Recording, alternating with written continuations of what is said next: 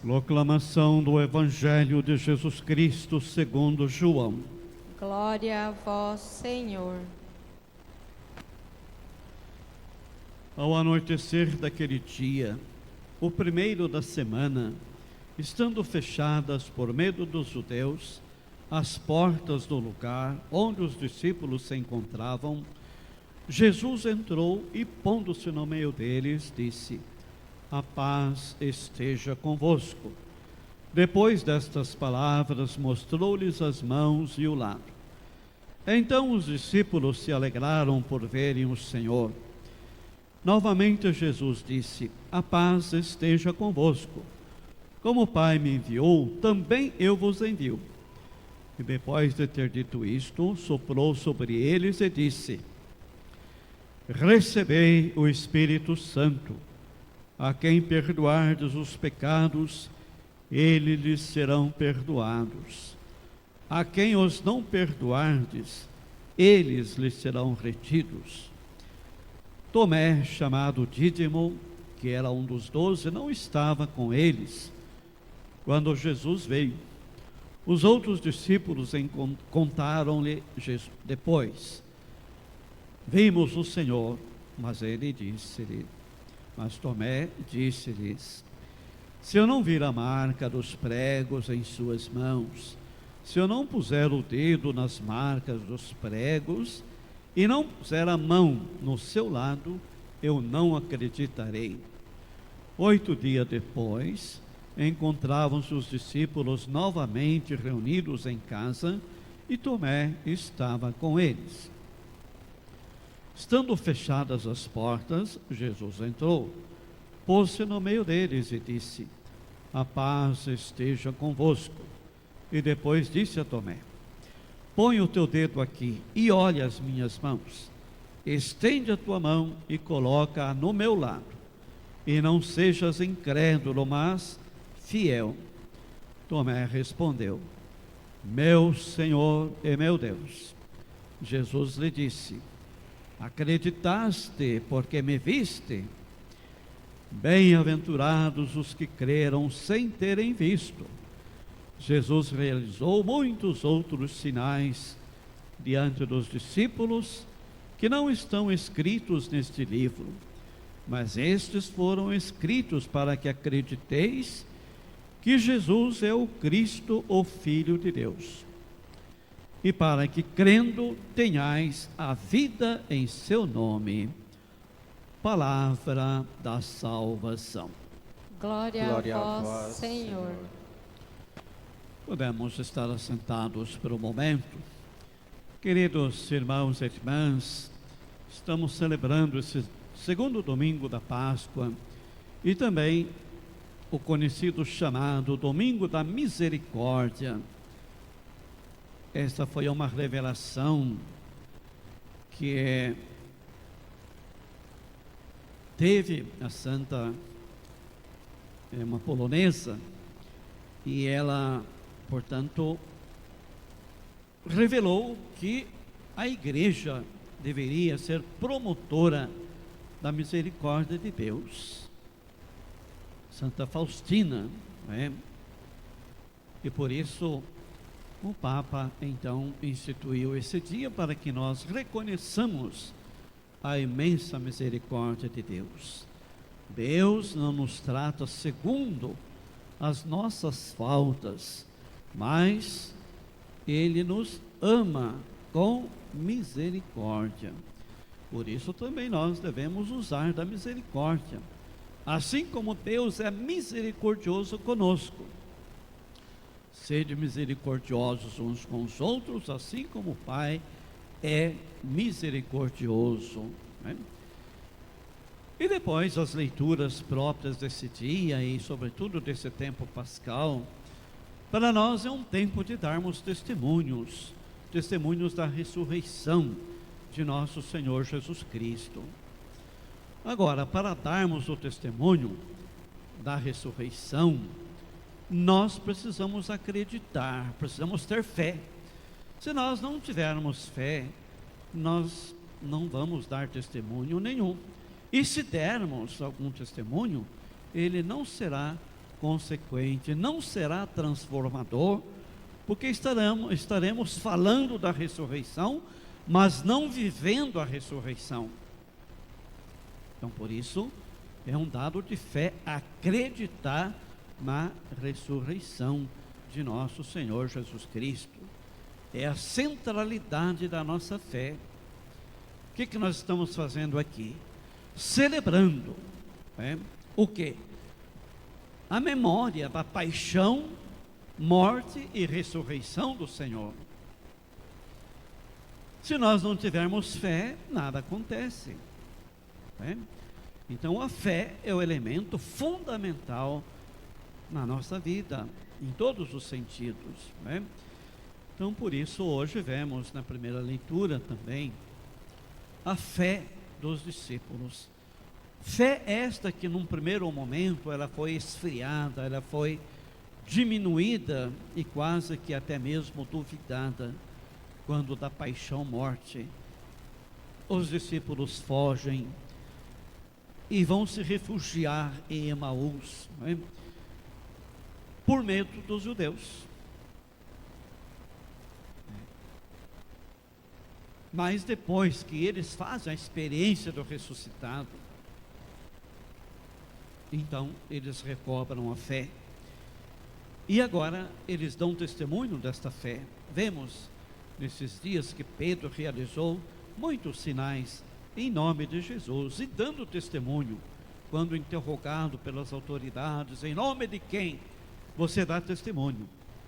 Você realiza essas obras? E com toda segurança Pedro diz, é em nome do Senhor Jesus, daquele que vós matastes e crucificaste, em nome dele, que nós realizamos esses sinais. E hoje vemos também os sinais, as maravilhas, que os apóstolos realizam em nome do Senhor. E vemos que mediante o testemunho a comunidade vai se constituindo, a comunidade vai crescendo cada vez mais. Nenhum dos outros ousava juntar-se a eles, mas o povo em geral estimava muito e crescia sempre mais o número dos que aderiram ao Senhor pela fé. E chegavam a transportar para as praças doentes, em camas, em macas, a fim de que quando Pedro passasse, ao menos a sombra de Pedro pudesse curar, e como de fato curou muita gente, a sombra de Pedro curava. No Evangelho nós vemos que Jesus curou aquela mulher que sofria de hemorragias há muitos anos, e ela tocou no manto de Jesus, tocou nele, ela ficou curada. Agora, não precisou nem tocar em Pedro, bastou a sombra, pelo menos a sua sombra tocasse em alguns deles, então era o suficiente para que eles ficassem curados. Então a fé que os apóstolos tinham em Jesus e testemunhavam, realizando as mesmas ações que Jesus realizou. Por isso devemos dar graças ao Senhor, porque Ele é bom, como nós cantamos aqui no Salmo 117. Dar graças ao Senhor, porque Ele é bom, eterna é a sua misericórdia. Então a bondade de Deus. A segunda leitura nos fala de João, o livro do Apocalipse. João foi exilado na ilha de Patmos, na Ásia Menor, exatamente por causa da palavra de Deus. Por isso ele mesmo diz, eu, João, vosso irmão e companheiro na tribulação. Olha aí, não é fácil você ser cristão, você precisa ter muita fé, você precisa acreditar muito, para você poder dar o seu testemunho, senão logo você desiste, porque a missão implica muitas alegrias, muitas satisfações, mas também traz muitas tribulações. João foi exilado por causa da palavra de Deus. Então, se nós quisermos ser realmente discípulos e missionários, precisamos estar preparados, não é? Para receber os elogios, mas também preparados para receber muitas críticas, muitas situações adversas. Por isso Jesus mesmo já advertiu os seus discípulos, não é? Eu envio vocês como cordeiros no meio de lobos, mas tende coragem, porque eu venci o mundo. Então é esta fé, essa certeza que nós vamos ter, se nós formos trabalhar simplesmente para ter, pensando em resultados imediatos, honras, privilégios ou algum elogio, nós não vamos ter, muito pelo contrário, teremos às vezes muitos aborrecimentos, muitas dificuldades. Mas coragem, eu venci o mundo. Então isso nós precisamos ter, a coragem. E depois nós vemos que o Evangelho de hoje nos fala desta aparição de Jesus, não é?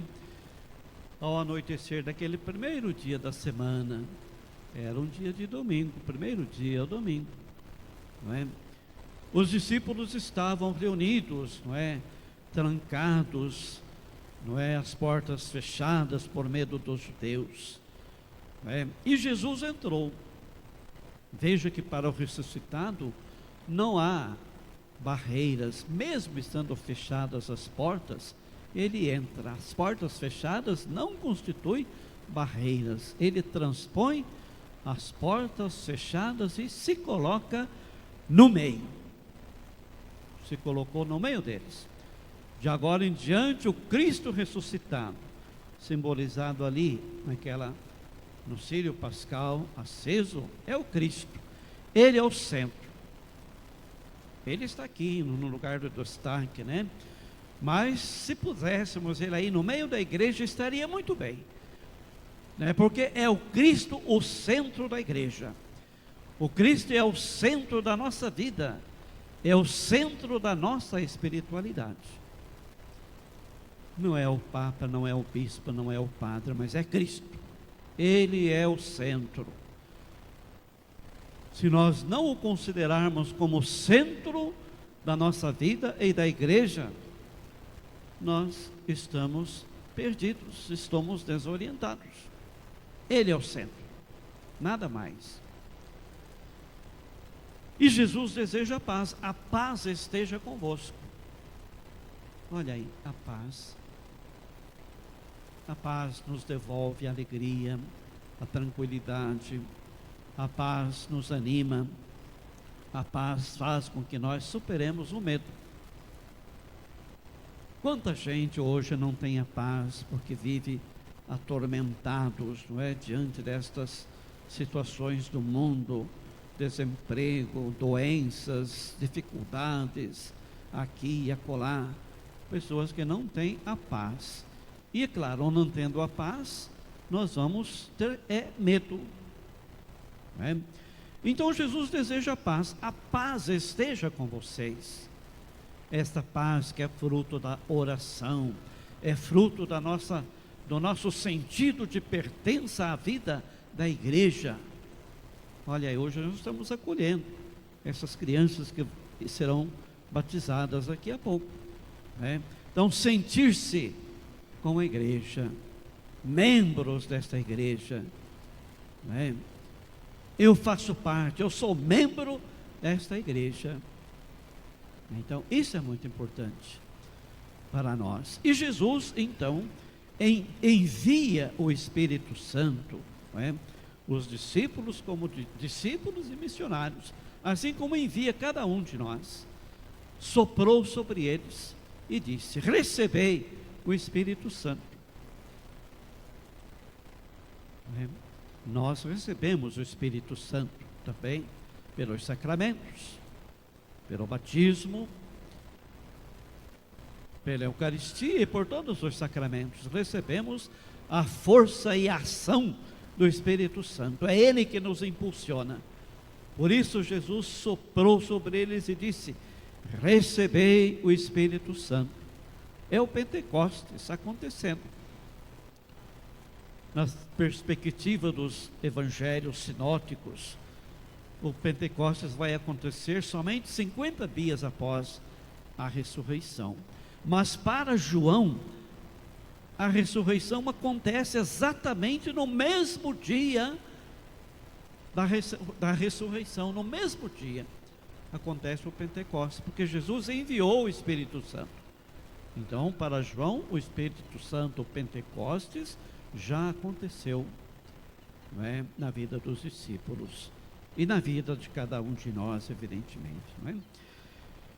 Depois, a segunda parte do Evangelho vai nos mostrar que Tomé, que era um dos 12, não estava naquele dia em que Jesus se colocou no meio dos discípulos. Tomé não estava lá. E quando os outros discípulos que estiveram com Jesus e se alegraram muito por ver o Senhor ressuscitado, contaram para Tomé. Ele duvidou, não é? Eu não acredito, se eu não colocar a mão, se eu não puser o meu dedo nas marcas dos pregos, se eu não tocar no seu lado, eu não acreditarei.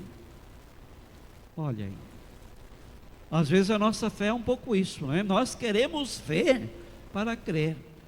Se não acontecer um milagre na minha vida, eu não acreditarei em Deus.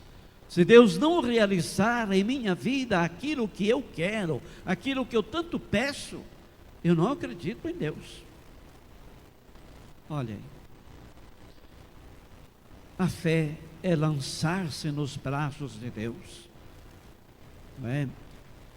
Nós não precisamos de provas, não precisamos de nenhuma comprovação, não é?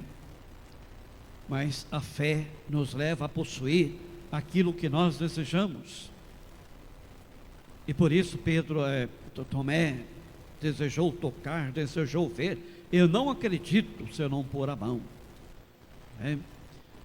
Nós não precisamos de comprovação, basta a fé. Nós não precisamos ver para crer, mas precisamos crer para ver. Por isso a fé. Se eu não acredito, eu não vou ver nada, não posso sentir nada, e nada acontecerá na minha vida. Portanto, crer para ver. Então isso é importante.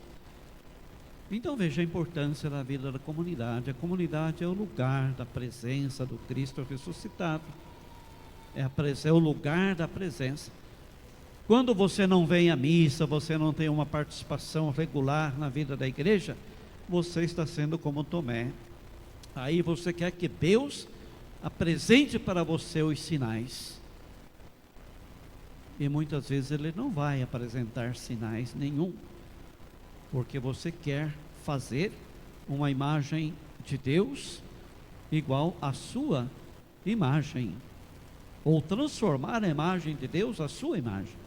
E não é isso. Nós é que devemos conformar a nossa vida com a imagem de Deus e realizar a sua vontade, realizar o seu projeto, né? Então Jesus volta novamente 8 dias depois, portanto no dia do domingo, o dia que a comunidade estava reunida, e disse para Tomé: põe o teu dedo aqui, olha as minhas mãos, estende a tua mão, coloca no meu lado, não sejas incrédulo, mas tenha fé, né? E aí vem a grande resposta, que acaba sendo até uma profissão de fé profunda, não é, de Tomé. O que ele diz? Meu Senhor e meu Deus, não é? Ele reconhece em Jesus ressuscitado o Senhor e Deus. E aí vem a primeira bem-aventurança aqui, depois do ressuscitado, não é? Bem-aventurados os que creram sem terem visto, não é? Tomé acreditou porque viu. Agora, bem-aventurados os que creram, sem terem visto. Bem-aventurado, isto é, feliz naquele que crê, mesmo sem ter visto. Nós não vamos ver com os olhos carnais o ressuscitado, mas nós vamos vê-lo a partir da nossa fé, a partir das nossas ações, em prol da construção do reino de Deus.